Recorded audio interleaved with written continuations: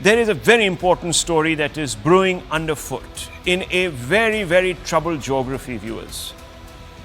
Congress has allied with the Abdullah-led National Conference for the Jammu and Kashmir Assembly elections. The alliance was firmed up yesterday, but what is not known is that the National Conference has made certain pledges in its manifesto that, quite frankly, echo Pakistan's line on certain key issues. I said it is not known, not because the National Conference has hid it or anything.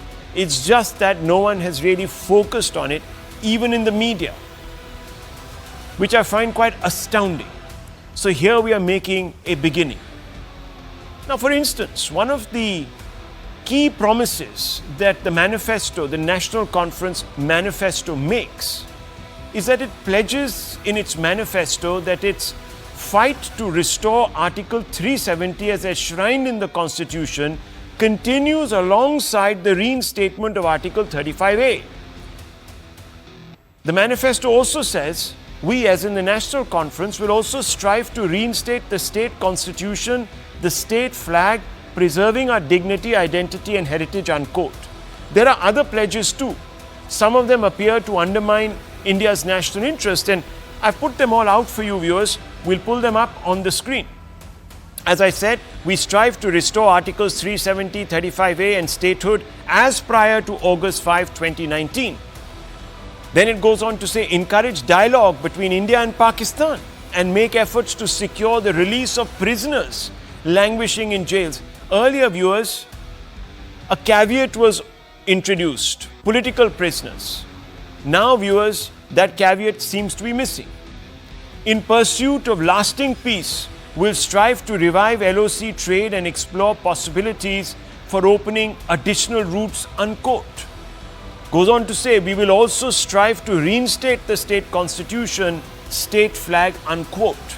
Now, viewers, reinstating the state constitution, the state flag takes you all the way back, almost to pre-1953 situation, viewers. The BJP has attacked the Congress and has called upon it to clarify whether it backs these demands.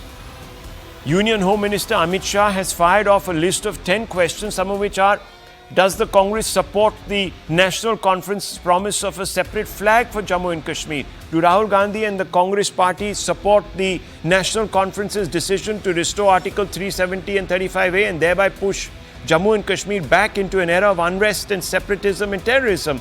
Does the Congress support promoting separatism again by engaging in dialogue with Pakistan instead of Kashmir's youth?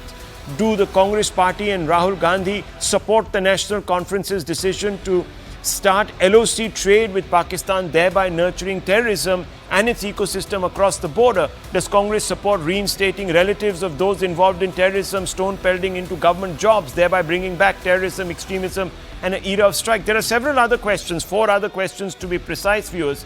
Does the Congress want Shankaracharya Hill to be known as Takht-e Suleiman and Hari Hill as Kohe Maran? There are several questions that have been put out by the Bharatiya Janata Party and by the Home Minister in particular. One man, viewers, let me jog your memory back. One man, Shyama Prasad Mukherjee, quit Nehru cabinet and went on to oppose Article 370, saying that, quote, एक देश में दो विधान, दो प्रधान और दो निशान नहीं चलेंगे. That means in one country you cannot have 2 constitutions, 2 prime ministers and 2 flags. What happened to Shyama Prasad Mukherjee, viewers? He died under mysterious circumstances on June 23, 1953 in police custody after he was arrested for entering the state of Jammu and Kashmir to stage a protest which was deemed a threat to, quote, public safety, unquote. Who was the Prime Minister of India? The Congress party, Jawaharlal Nehru. Who was Prime Minister of Jammu and Kashmir? Yes, Chief Ministers were then called Prime Ministers or Sadr-e-Riyasat in Kashmir right up till 1965. It was Sheikh Abdullah of the National Conference. Is the same combination of Gandhis and Abdullahs now going to take us back to a past that set the base for separatism in Kashmir? That's the fundamental question, and we have to ask for it tonight, viewers. And I want to bring in Kamru Chaudhary first off the block. Mr. Chaudhary, this is astounding. And let me tell you the hypocrisy here. You are tying up with the National Conference that promises to bring back Article 370 in your own manifesto. For the Lok Sabha elections, you were silent on it. You were silent also on CA, that's a different matter. But Article 370, completely silent. So when you go to canvass for, 338 seats around the country, you sell a different line. When you go to Kashmir, you try to pick at the seams of a dormant separatism. That is shameful. Yeah, Rahul, first and foremost, the Congress party stand on Article 370 is pretty clear after the Supreme Court judgment. No, it isn't. We believe... Show me in your manifesto for the election where it is mentioned.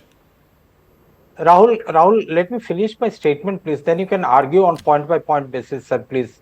I am not going to rebut Amit Shah's statement on 10 points each on your show right now that the party will be doing. But at least let me rebut your question first.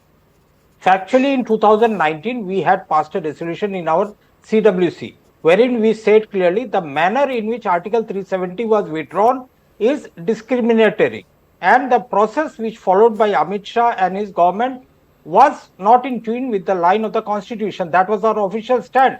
After the Supreme Court judgment, our two senior-most members, Mr. P. Chidambaram and Abhishek Manu Singhvi, on a press conference pretty clearly mentioned this, that after the Supreme Court, the debate on 370 and 35A is pretty much over. But our opposition to the manner in which the Article 370 was removed, that needs to be a debate. Okay. First point. Second point, let me come. Rahul, you can come after me after this. Second point, Amit Shah is in charge of the state of Jammu and Kashmir right now. National Conference is a party registered under the Indian Constitution with the Election Commission of India. If the Congress party aligns with the National Conference, then what is Amit Shah doing? If he thinks that National Conference is an anti-national party, better just submit a repeal. Wait. Then you cannot link this with the National Conference and say both the parties are international, and you create a narrative because the Haryana, Jharkhand and Maharashtra elections are coming up. Okay. That's the only motive. Okay, Mr. Chaudhary, Amit Shah. Let's be realistic. Let's be realistic. You say it's a closed chapter. The National Conference spokesperson is here with us.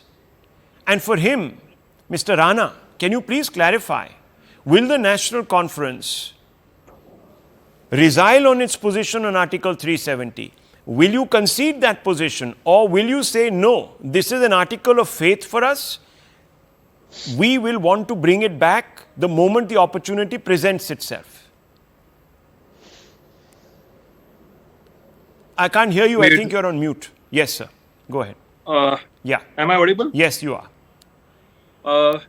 We have already made certain things very clear. Yes. Like Mr. Umar Abdullah, he was talking to NDTV the day before yesterday, and in which he has made it clear that that the National Conference is going to pass a resolution in the Assembly after coming to power on 4th of October, that the manner in which the Article 370 was abrogated was not acceptable to the people of Jammu and Kashmir. So I think that our stand is clear. Yeah. We are not going to compromise on Article 370, and they will not compromise. Okay. Yeah. I think you've stated your position very clearly. Dr. Ranganathan, what are we supposed to make of this? Congress says it's a dead issue, dead in the water after the Supreme Court.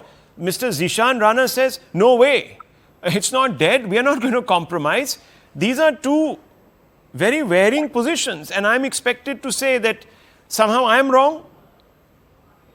No, because the positions are so at variance, it makes complete sense for them to form an alliance. Fun not intended. No, look, Rahul, for the nth time, Kashmir is a snakes and ladders game. The ladders are provided by Pakistan and the snakes are provided by India. And these snakes right now are writhing in the sand. These vipers, these rattlers, they are writhing in the sand. They don't know what to do, because their first allegiance is to religion, second to Pakistan, third to China, and fourth to dynasty. Was it not Mr. Farooq Abdullah who said, and I quote, they will remove 370, we will see how they manage to remove 370. Allah would want that we gain independence from India, unquote. This is what their leaders say. And for them to say we will reinstate 370 means that they want to reinstate the most draconian law ever promulgated on the face of this world, that trampled on the human rights of lakhs of Dalits, of Gurkhas, of women, of Sikhs, of refugees. And these are the same people who say we fight for the rights of these very people. How shameless can you be? But then you can't shame the shameless, can you? You can't shame the shameless. Now, Kamru Chaudhary, the National Conference leader, says we are not resigning on our stand on 370. Kamru Chaudhary, then why are you siding with a political entity that actually is echoing everything that Islamabad echoes? You know, the ladders are being provided by Pakistan, as Dr. Ranganathan. I'm not saying to the National Conference, I'm just saying, viewers, to the narrative, so it can stand on its 2 feet.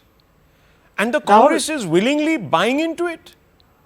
Rahul, 4 of us are here on this debate. No, sir. One minute. You talk about Bharat Jodo, but Article 370 was about Bharat Todo. It's a very. I don't want to reduce this to, you know, sort of trivialize this debate by reducing it to some sort of, you know, vacuous kind of. I think Bharat Jodo, the slogan was very vacuous. So I don't want to reduce it to, you know, the vacuous levels to which Congress reduced the, you know, the discourse. But chalo, I'll take a chapter out of your notebook and say Bharat Todo for votes. Rahul, the point that I'm going to drive out here now is 4 of us are here in this debate. Maybe tomorrow nobody will remember what we spoke tonight. Or maybe there will be some clippings that might be doing the rounds. But let us not belittle those people who had brought or who have amalgamated Jammu and Kashmir with the Indian Union during independence. Let us not belittle those leaders, Jawaharlal Nehru, Sardar Patel, and all other freedom fighters. Jawaharlal Nehru, he succumbed. You can look at the Constituent Assembly debates. He succumbed to this lie of Article 370 being a bridge. No. Actually, he fomented the situation for the Kashmiris to think of themselves as a separate grouping in this country. It didn't integrate them. Dr. Ranganathan is raising his hand. No, let me finish. This is the problem. He can quote Ranganathan ji. 1 minute. मेरे को खत्म करने दो, please. Let me finish first. I'll just take 10-20 seconds. Then you can come with your. Okay, 20 seconds. 20 seconds. Yeah. The basic point out here is that because of Jawaharlal Nehru, when 5 plebiscites were happening in India, even like the Barak Valley region or the Junagadh region or the Hyderabad or the Kashmir region, it was only because of Jawaharlal Nehru that all these 5 regions please. Nehru took this matter. I'm talking about Kashmir, sir. Nehru took this matter to the United Nations Security Council, where everyone told him, don't do it. Today we have a situation where POK is sitting in the lap of Pakistan. And we can't get it back. Dr. Ranganathan wants to come in. Okay, you made your point, sir. Kamru Sahab, you said Nehru was a great integrationist. No, I don't think so. There is a debate on that. Yes, Doctor. Nehru is the reason for why we have this Kashmir issue. Let me give you a couple of points, that's it. The instrument of accession signed between the Maharaja of Kashmir and India in October 1947 is identical, Rahul. Yeah. To what many rulers of other princely states also signed, with all these states later merging completely with India. After all, the choice given to 600 odd principalities in 1947 was to join either India or Pakistan. They could not become independent. Kashmiris are not special.